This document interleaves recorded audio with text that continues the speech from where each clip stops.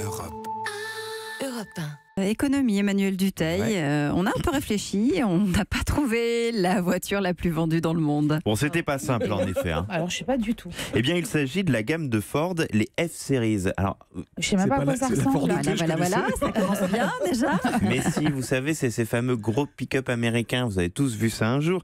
Cette gamme historique de Ford fait la fortune du constructeur américain. Ceux qui s'y connaissent un peu en voiture, donc semble-t-il pas vous autour de la table, mais Non. autour du petit déjeuner à la maison, j'en suis certain qu'il y en a beaucoup, ont sûrement en tête le F-150. Ça a été l'un des véhicules les plus vendus au monde pendant une vingtaine d'années. Alors, cette gamme devance la Toyota Corolla, là, vous connaissez peut-être un peu plus quand même. Bon, là, ça... Et la Volkswagen Oui. Golf. Donc Voilà, là, ça c'est va. bon. Vous voyez que vous savez nous parler. On commence à ramener Eva Rock dans le jeu. Il s'en est vendu quand même plus Attention, de... sinon on vous met de la musique. Ouais. Attention, oui, j'en ai eu beaucoup hier à Solides. Il s'en est vendu plus de 360 000 de ces fameux Ford F-Series sur les 4 premiers mois de l'année. C'est une petite progression par rapport à l'année dernière. Et si on regarde, à titre de comparaison, sur toute une année, toutes marques confondues, il se vend en ce moment en France un peu plus de 2 millions de voitures par an. C'est dire la performance réalisée par ce modèle. La première française dans ce classement et seule représentante tricolore du top 50 est loin, très loin derrière. Il faut aller chercher à la 39e place et il s'agit de la Renault Clio. Merci d'avoir suivi Eva Rock.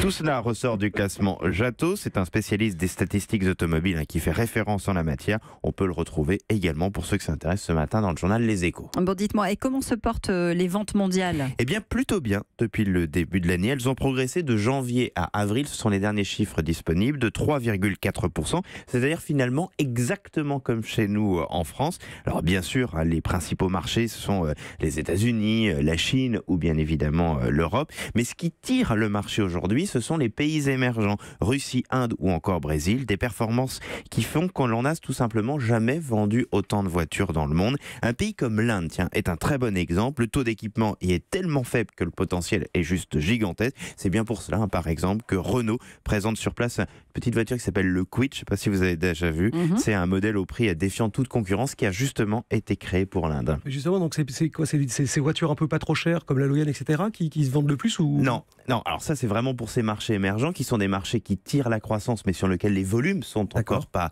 énormes, mais le potentiel est gigantesque. Non, finalement, un peu partout dans le monde, c'est ce qui se passe chez nous en France. Ce sont les SUV, vous savez, ces 4x4 de ville que l'on voit aussi chez nous qui cartonnent. Les ventes s'envolent dans le monde de 14% depuis le début de l'année.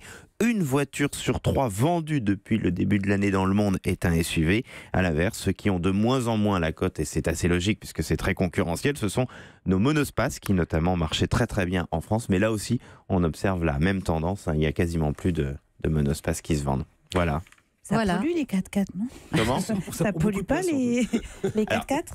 Ça pollue, mais les SUV de ville, quand vous regardez par exemple les 3008 ou 5008 de Peugeot, sont pas des gros pollueurs. Ah bon. Alors bien évidemment, ça polluera toujours qu'une petite Oui, voiture. bien sûr. Europe.